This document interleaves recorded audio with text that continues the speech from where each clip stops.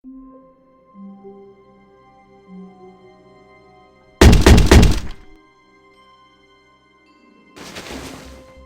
Ghidra, partner. We have a problem at the mine. Oh? Is it the Hydra again? The magical wards I set up should be keeping the monsters of the Everfree away from the mine. No, it is not the Hydra, or the crocodiles, or even the dragons. No, there is a monster far more dangerous than any of those things in the Everfree, and it's threatening our mine. Just what sort of monster are we talking about? A zebra. Zecora is something of a witch doctor, who is squatting on the land we claimed in the Everfree. She insists that the mine and the lumber operation are destroying the natural order. She is so convinced that we are destroying the world that she is using her knowledge of alchemy to sabotage our equipment and frighten off our workers. If this continues, the unthinkable could happen.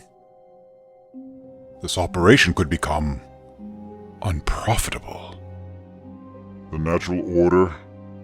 I have encountered her kind before. They were a plague in my time as well. They hated the city of Haven and the Immortals. They believed that we were an abomination against nature because we did not die, and did everything in their power to undermine our efforts at every turn. They even went so far as to release a magical plague into the city that killed thousands before we could develop a cure. So I am not inclined to take a nature worshipper lightly. I will take care of this. Good, good. Now, for the real important business. There is more? You bet. We need to discuss the preparations for my daughter's birthday party. She will simply die if Princess Scootaloo isn't there. Of course. Who is that beneath a tree, who thinks they stand where I cannot see? Do you always speak in rhyme? From time to time. If you wish to speak in prose, I shall rise to the challenge of my foes. You sent ponies to rape this land. Soon only stumps and a strip mine will remain where I stand. And? The trees were here long before you. When you mess with nature, it is a disastrous brew. Without the forest, the monsters will flee, all into the surrounding country. Ponies will die and scream as a result of your greedy dream. The wind will blow across the stumpy plain and carry the bats, the orchard's bane. The farmers will curse with every breath, the prince of fools that brings their death. The sick and weak will know but dread, for without my potions they will all be dead. The herbs that make my healing brews will be scarce because of you. Though I search, they will not be found, once you've cleared this sacred ground. And the storms so tied to this ancient place will pour their wrath upon every pony face. And when flood and sickness ponies find, your name they'll curse, without rhyme. Have you finished your empty rant? Have you ceased your haughty chant? For if you have, I shall now reveal a truth more dreadful and far more real. You claim the trees are older than me, but in fact, I am older than all this country. When I was young, this was a plain, with no tree or shrub until the ponies came. For you see, this forest is in fact the result of pony industry. A castle they built and farms did stand, and beneath the fort, the seed of a sinister plan. That ancient seed Celestius did hide, to conceal from us both his sin and pride. But with war the ponies fled, and harmony's seed quietly spread. Beneath the ruins that tree did grow, whose power only Celestials did know. But Alicorn pride could not foresee the danger in planting a celestial tree. Abyssal power around it drew, and a forest new in that dark brew grew. Untamed power soon gave rise to nightmares made real before pony eyes. So if it's nature's order you wish to restore, then go proclaim at every door that the forest must go and its creatures as well. Or stay your tongue about trees and fields, for nature cares not what they yield. Stand aside and you will see the great bounty of pony industry. Trees shall grow here once more, but unlike your tongue, which is a bore and no fun, they will bear great fruit to feed everyone. The monsters that dwell here shall be cut down, to make it safe for all those around. And the herbs that you find take Filthy to see, and he'll make sure they grow in a massive factory. For your brew will heal but a few, but with industry there will be enough to heal every pony. And the trees themselves will build the homes that will spite your scorn, and see every pony has a roof to weather the storm. Or is it you alone that could build a home out of wood? And even the great hole left by our mine will fill with water in a short time, and the hole with water is defined by even your sort as a lakeside resort.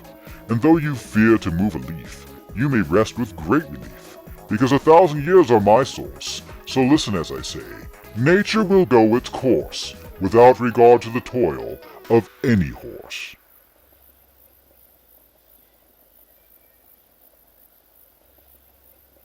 Well,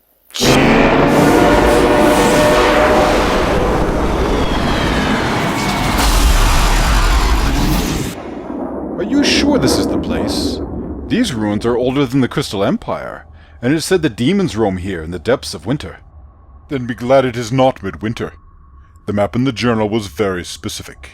This is the place he was born, so this is the place where we shall find him.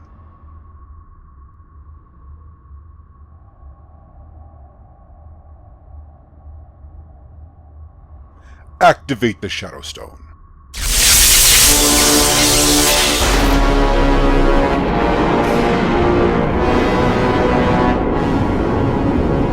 I have something. I stand free. But how will you obey by seeing me? Do you wish to mock a fallen king? Sombra, I have not come to do you further injury. I have come to ask a very simple question. Was it you who took away the memories of the crystal ponies, like Empress Cadence says? Why bother asking me such a thing? Would you take my word over that of the Princess of Love? I enslaved you, and she liberated you. Sombra, I have found hidden in my own home a journal written in my own hoof, and what I have apparently written there gives me reason enough to hear your side of events. So be it. No. Despite what the Celestials have told you, I did not take away your memories. But you did enslave us. We all remember that. Yes, my poor young fool. I did enslave you all. But the question is, why? You do not know why, because you can't remember anything before my chains. That is why you are here, isn't it? The question burns within you. Why? You have the truth of it, Sombra. I am not the only pony who has found disturbing things among their own possessions. All of us here have questions. What really happened? How did we end up in chains? Then I shall tell you. Long ago, the Crystal Empire was little more than an outpost at the frozen top of the world. The pony who would become our emperor commanded the garrison there, and like all the creatures of his time, served the immortal princes of Haven. But a great war destroyed the ancients, and their great civilization fell. The sun was stricken and grew dark and cold, and the world fell into chaos. But here, one pony made a stand against the dying of the night.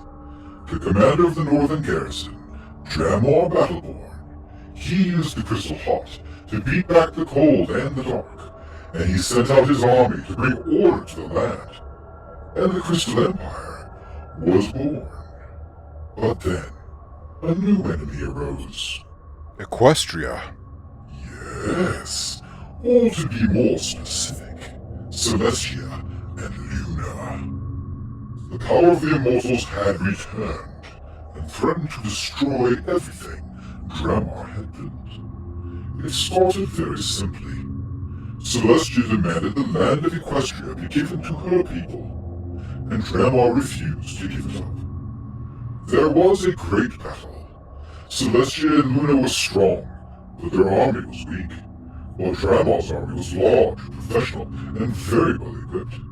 The Equestrians were in fact beaten, but, tragically, Emperor Drama himself suffered a fatal wound from Celestia's own Spear of Light.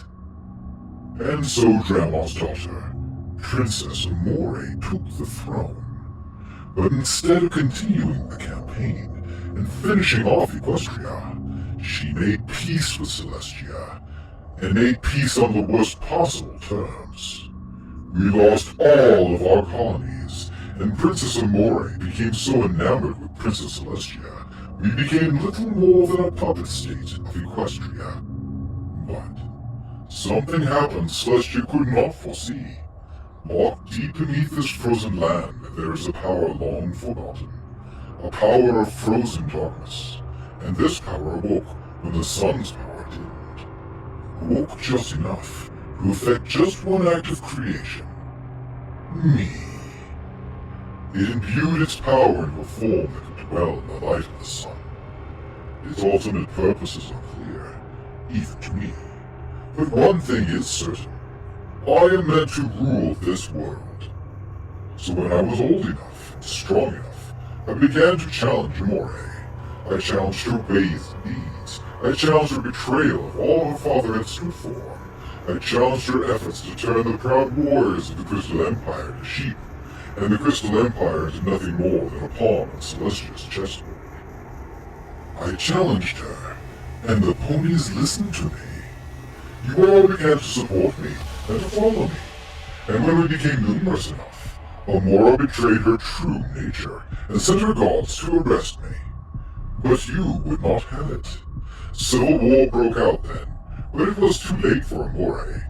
She had waited too long to take action, and her troops were so poor because of her own policies that they were easily defeated. You killed her?